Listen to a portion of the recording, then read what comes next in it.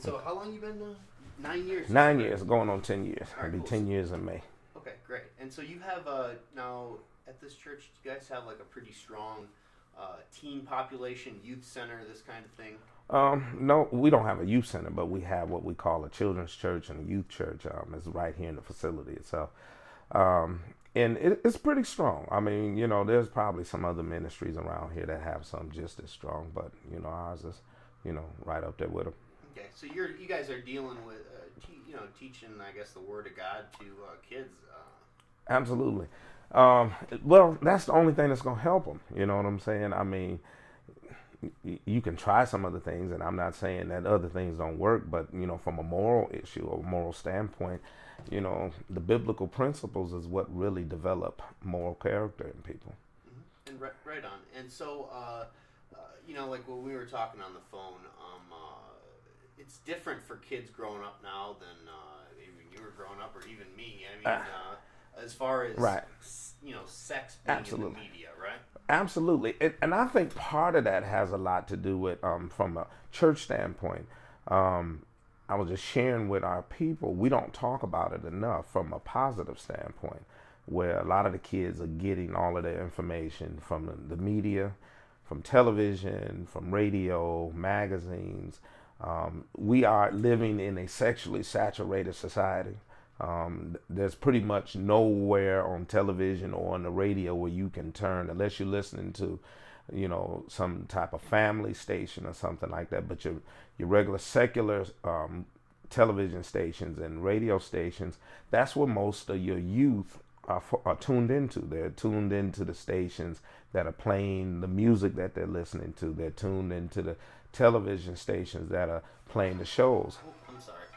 My bad. I'm sorry. I should No problem. silence that. That won't happen again. No problem. Sorry. Go ahead. Sorry. Yeah, they're tuned into those stations. So this is where they got the most exposure to.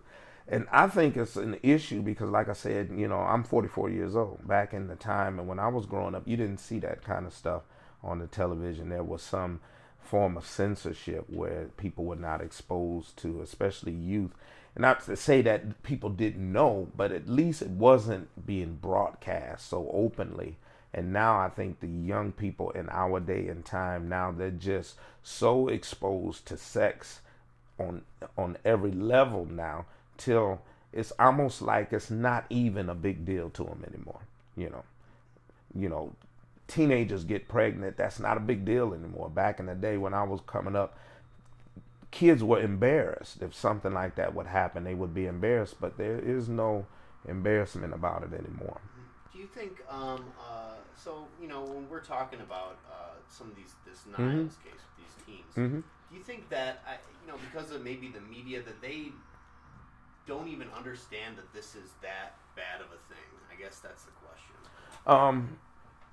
With this situation, I mean, I know some of the young men, but I don't really know all that's involved in it, other than what you're getting, through the newspaper and that sort of thing. I don't really know them from a character standpoint, so I can't really say that. But I would say that, I don't know if your question was, do you think that has something to do with it? Well, I didn't know if, teens in general nowadays. Yeah, absolutely. In general, I don't think it's just about them. I think it's in general. I think they're all exposed to it.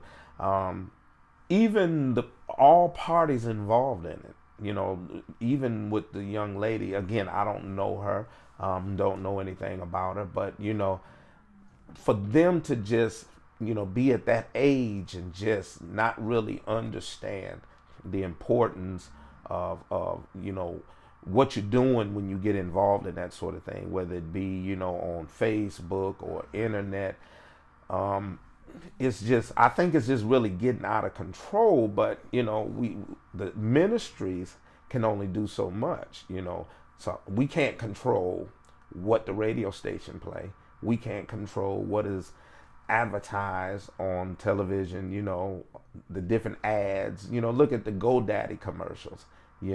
They present these commercials in a way that it make you think one thing, but they're actually doing something else. But the whole objective is to actually make you think something else. So you get all of these things going. So churches can't control that sort of thing. So what we're doing is we're really behind in a sense because they're exposed to it. So now that they come here, now it's our responsibility from a society standpoint. Now they want us to change what these kids have already been programmed to believe. Mm-hmm. And so, I guess, what are the types of things that you do here with some of the teens? I mean, do you are you upfront about this kind of sexuality? Absolutely, absolutely. I've sat down with my teens myself personally. I have people that work with the teens, but I feel like as pastor, I need to be in touch with them too. And plus, I want to develop a confidence and trust with them that if they find themselves in a situation like that, that they can come talk to me. They can, share with me what they're feeling, and that I can kind of help them along the way. Because I've been a teen before, So and some of the things what the teens need to understand is that older people didn't just get old. They were teens at one point in time. So even some of the things that they're experiencing now, older people have gone through them. And I want to develop that trust and confidence in them that they can talk to me. So, we can share with them and be open about it. And this is where part of my ministry focus with our teens is to be open in those areas where at one time churches were not very open about it. They weren't open about sex and different things like that, But now in this day and age, because of the saturation of sex in our society, we have to be open to talk about these issues with the young people and explain to them biblically and even morally. What it's not just about the Bible, but just look at some of the other things that you can get. You can get diseases, you can get pregnant. And then things change in your life, and just to keep them from heading down those paths. So we're open. I'm open with my teens, and I say, talk to me. I'm open with the congregation when I'm talking about it. I don't have a problem with talking about sex in my sermons because we need to talk about it, because the lack of talking about it is what now allows it to be even more out of control, because I believe anything you don't address will eventually get out of control. And so, is that different now, I guess, as a pastor than what, in years past, leading a congregation is now, like, we have to talk about these kinds of things? Absolutely. Well, back in my day, we didn't talk about it. Okay, when I was growing up through church, you heard about it, but we didn't really get into it in church. But this is what I discovered. If you don't talk about it in a positive environment, they'll learn from a negative environment. And I think that's where the church comes in really to play, is that we're talking about it more from a more positive standpoint, explaining to young people what is sex for in the first place. It's for marriage, okay? They're not just dealing with sex from an issue of man and woman, but they're dealing with it from an issue of lesbianism and homosexuality. That now is and let me just say it this way. I love all of them, because, my job is to love everybody to the point where we can get them to see, and get them to change. Okay. So I don't knock them, you know what I'm saying? I don't knock any one of that, but I do know, if you asking me from a biblical standpoint, that these issues are something that God has a problem with. And I think if the earlier we get to our children and start talking to them about these issues, the better off society will be in the future. But if we just keep, in essence, hiding our head in the sand about it, it's just going to get worse. So, with today's day and age, let me just make sure I'm still lined up all right. It's different when you don't have a cameraman. You do it yourself. That's good. And so, I guess, is it a constant battle now? I mean, to when you're dealing with sexuality, more so than maybe it has been in the past?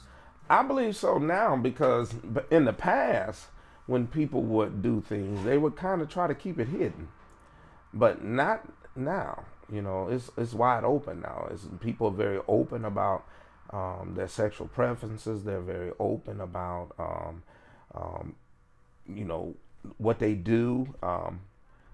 Well, back in the time when when I was growing up, people tried to keep it at least hidden. You know what I'm saying? And we knew stuff was going on, but people at least tried to keep it hidden. But now it's like a boldness now where we're living in a society now where people don't really care if people know about what they're doing. That if they don't, it's not an issue anymore. It's natural, and they do it. So, and I think from that standpoint, when you look at again, I'm not saying that the media is the total fault, but I think that when you look at the case of this situation here in Niles or anywhere else in this country, I think that exposure to these things from the aspect of the negative side, how they present it, as if to say, have sex. It doesn't matter if you're married or not. When you present it from that aspect, I think the kids now are more exposed to that, and this is the mindset that they develop. They don't have to. They don't have to be married. They don't have to respect women, or women don't have to. The young girls don't have to respect the young men.